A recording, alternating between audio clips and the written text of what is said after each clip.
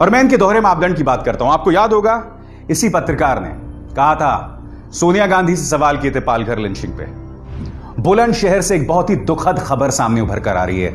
2 साधुओं की हत्या कर दी गई है। क्यों?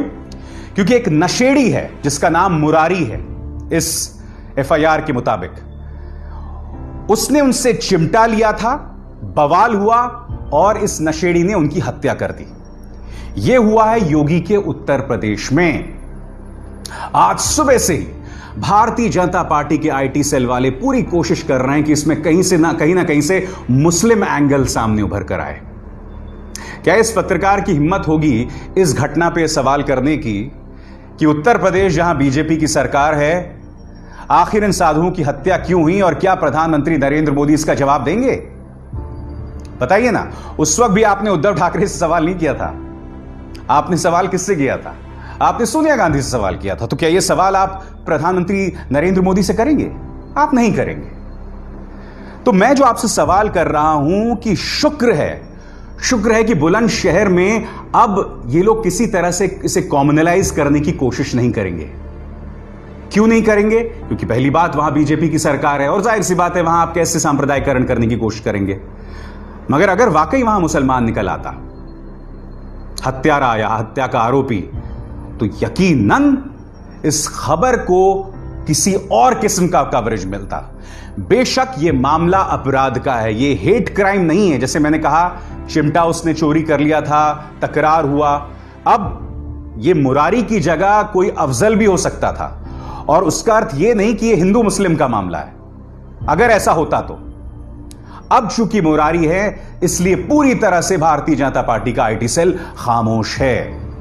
मगर इनके दोहरे मापदंड हम लगातार देखते रहे हैं। आपके स्क्रीन पर यह हैं सुरेश तिवारी, बीजेपी के एमएल हैं, और उन्होंने यह आह्वान किया है कि मुस्लिम जो फल बेचते हैं उनसे आप फल सब्जियां ना खरीदें।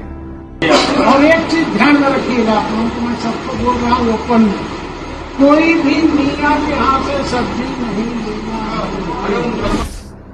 ये उस पार्टी का नेता है जहां पर प्रधानमंत्री ने आज से कुछ दिनों पहले एक अपील की थी कि कोविड से जो भी प्रभावित होता है ना, वो उसका धर्म नहीं देखता, जाति नहीं देखता, उसका रंग नहीं देखता।